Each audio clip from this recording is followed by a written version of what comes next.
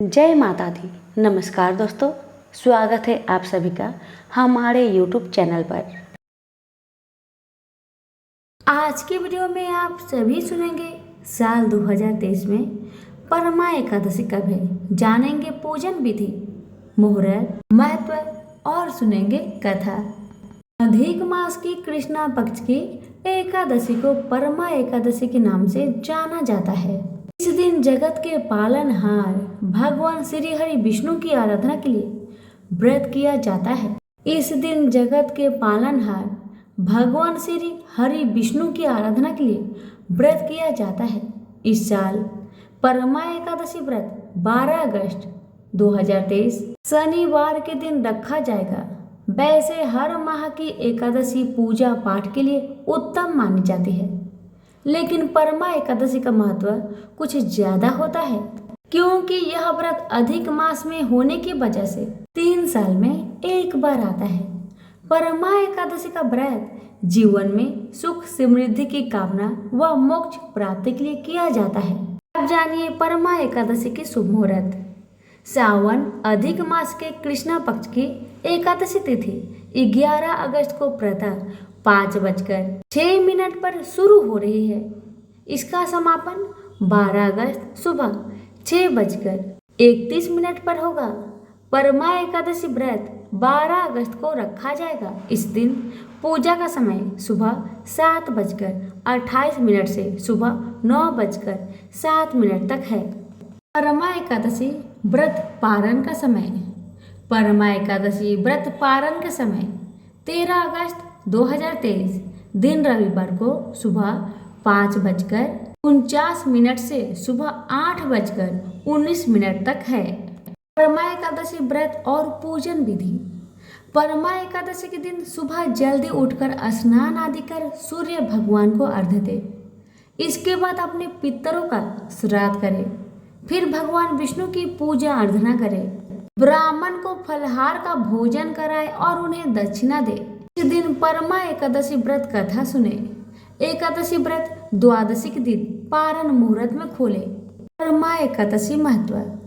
वैसे तो प्रत्येक एकादशी व्रत में सुख समृद्धि की कामना व मोक्ष प्राप्ति के लिए किया जाता है, लेकिन परमा एकादशी का महत्व खास होता है। जो जातक गरीब के कारण परेशानियों का सामना कर रहे हैं या मृत्यु उपरांत मोक्ष की कामना रखते हैं, उनके लिए परमा एकादशी का व्रत बहुत महत्वपूर्ण है। अब आइए श्रवण करें परमा एकादशी की व्रत कथा। इस कथा के बिना आपका व्रत अधूरा है। राजा युधिष्ठिर ने पूछा, हे जनार्दन, मलमास के कृष्णा पक्ष की एकादशी का क्या नाम है? उसकी व्रत की विधि तथा महात्म्य विस्तार से वर्णन कीजिए। श्री कृष्ण बोले कि हे राजन, इस एकादशी का नाम परमा है। यह मनुष्य को मोक्ष, भोग तथा आनंद देने वाली पवित्र व पाप नाशक है। शुक्ल पक्ष की एकादशी के समान ही इसकी विधि है। भक्ति पूर्वक नरोत्तम भगवान का पूजन इस एकादशी में करना उचित है। यहाँ पर मैं एक मनोहर कथा जो कामीप्लय नामक नगर की है और जैसे मैंने सुनी है वैसी मैं तुमसे कहता हूँ।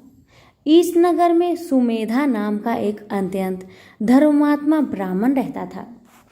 उसकी पवित्रा नाम वाली स्त्री अत्यंत पतिव्रता थी, परंतु भाग्यवश वह अत्यंत दरिद्री थी। अनेक मनुष्यों से भिक्षा मांगने पर भी उसको भिक्षा नहीं मिलती थी। इसी कारण भली प्रकार भोजन, वस्त्र और रहने को उचित स्थान तक भी नहीं था। कई दिन वे केवल उपवास ही कर लेते थे। उनकी पतिव्रता स्त्री स्वयं भूखी रहकर भी अतिथि सत्कार अवश्य करती, मगर अपने मुख कमल पर कभी मलिनता न आने देती।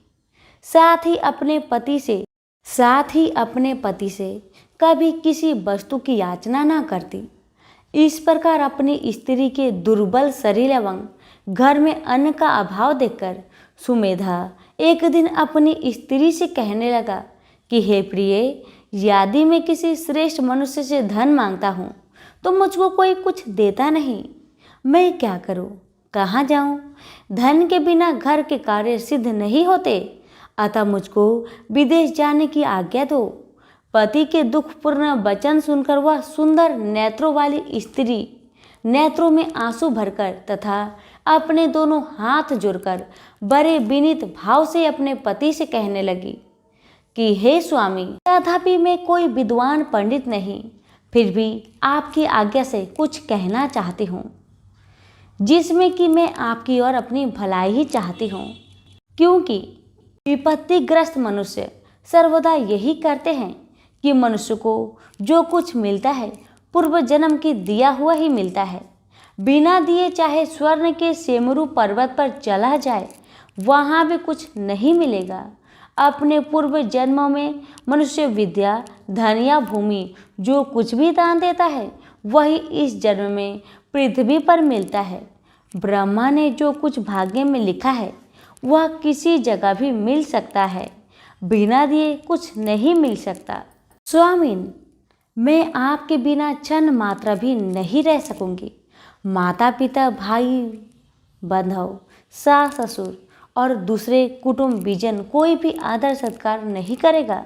सब पतिहीन तथा भाग्यहीन कहकर निंदा करेंगे। अतः इसी जगह रहकर जो भी मिले उसी में सुख मनाइए। अपनी स्त्री के वचन सुनकर वह ब्राह्मण विदेश नहीं गया। एक समय मुनियों में श्रेष्ठ कौंडिन्य मुनि भाग्यवश वहां पर आ गए। उनको देखकर सुमेधा अत्यंत प्रसन्न हुआ और अपनी स्त्री सहित शीघ्र से बड़ी नम्रता के साथ बारंबार उनको प्रणाम किया और कहने लगा कि हमारे भाग्य में जो आपके दर्शन हुए, ऐसा कहकर सुंदर आसन दे मुनि की पूजा की तथा श्रद्धा के साथ मुनि को भोजन कराया।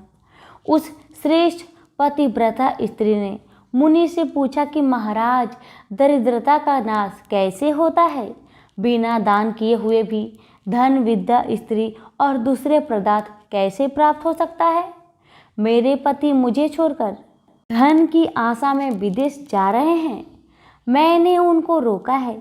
मेरे भाग्य बस आप यहाँ आ गए। अतः हे महामुने, कृपा करके कोई ऐसा उपाय, व्रत, तीर्थ या तप बतलाइए जिससे हमारा यह दुख, दरिद्रता दूर हो सके।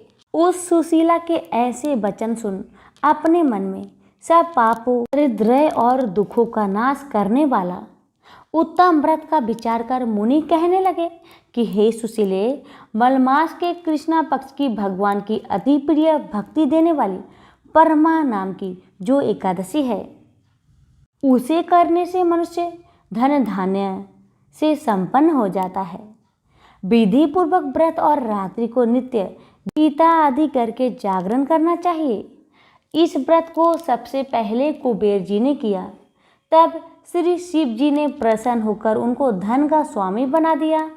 फिर अपने पुत्र को बेचने वाला राजा हरिश्चंद्र ने किया तो अपना खोया हुआ राज्य, ऐश्वर्य तथा स्त्री पुत्र को पुनः प्राप्त किया। अतः तुम भी इस व्रत को करो। हे पांडव, इतना कहकर अति प्रसन्नता के साथ कौंडिन्य ऋषि ने व्रत की सब विधि उनको समझाई और फिर उनसे पंचरात्रि का शुभ कारक व्रत का वर्णन किया, जिसके अनुष्ठान मात्र से भोग और मोक्ष दोनों प्राप्त होते हैं। उन्होंने कहा कि परमा एकादशी के दिन प्रातःकाल नित्य कर्म से निवृत्त होकर यथाशक्ति पंचरात्रि व्रत का नियम करे। जो प्रातःकाल स्नान करके 5 दिन प्रयत्न निराहार रहता है, वह अपने माता पिता तथा स्त्री सहित विष्णु लोक को जाता है। इसने 5 दिनों तक स्नान आदि करके विधि पूर्वक ब्राह्मण को भोजन कराया। उसने देवता, मनुष्य, राक्षसों सहित सबको भोजन करा दिया। जो स्नान करके 5 दिन तक तिल से भरकर पात्र दान करते हैं, वे समस्त सुखों को भोगकर सूर्य लोक में आनंद करते हैं। जो घी का पात्र दान करते हैं और ब्रह्मचार्य से रहते हैं, वे देवांगनाओं सहित स्वर्ग में आनंद करते हैं। कौंडिन्य ऋषि कहने लगे कि हे सुशीले, तुम भी अपने पति सहित इस व्रत को करो। इस व्रत के करने से अन्न और धन से युक्त होकर अंत में स्वर्ग को जाओगे। उस ब्राह्मणी ने कौंडिन्य ऋषि की बताई हुई विधि के अनुसार व्रत किया तथा 5 रात्रि के समाप्त होने पर परमा एकादशी का व्रत किया। व्रत के पूर्ण होते ही उस स्त्री ने एक राजकुमार को वहां आते देखा। राजकुमार ने ब्रह्मा की प्रेरणा से सब सुंदर वस्तुओं सहित नवीन गृह देकर उसमें उनका निवास कराया। तत्पश्चात उस राजकुमार ने 1 ग्राम उनकी जीविका के निमित्त दान दिया। मलमास की कृष्णा पक्ष की परमा एकादशी का आदर सहित व्रत करने से वे समस्त पापों से मुक्त होकर विष्णु लोक को गए। जो मनुष्य यह मानव देव प्राप्त करके भी मलमास में एकादशी का व्रत नहीं करते, वे 84 लाख योनियों में भ्रमते हुए दुख पाते हैं। मनुष्य देह अत्यंत दुर्लभ बड़े पुण्य के प्रताप से मिलते हैं। कृष्ण भगवान द्वारा कहे गए इस महात्म्य को सुनकर राजा युधिष्ठिर ने अपनी पत्नी तथा भाइयों सहित एकादशी के व्रत को किया और अनेक भोगों को भोगकर अंत समय में भगवान विष्णु के वैकुंठ लोक को गए। सूत जी कहते हैं कि और भी जो कोई मनुष्य मलमास की एकादशी को विधि पूर्वक और श्रद्धा से 5 रात्रि व्रत करेगा, वह इंद्र के समान भोगों को भोगकर अंत में तीनों लोकों में बंधित होकर विष्णु लोक को प्राप्त होगा। प्रेम से बोलिए विष्णु भगवान की जय।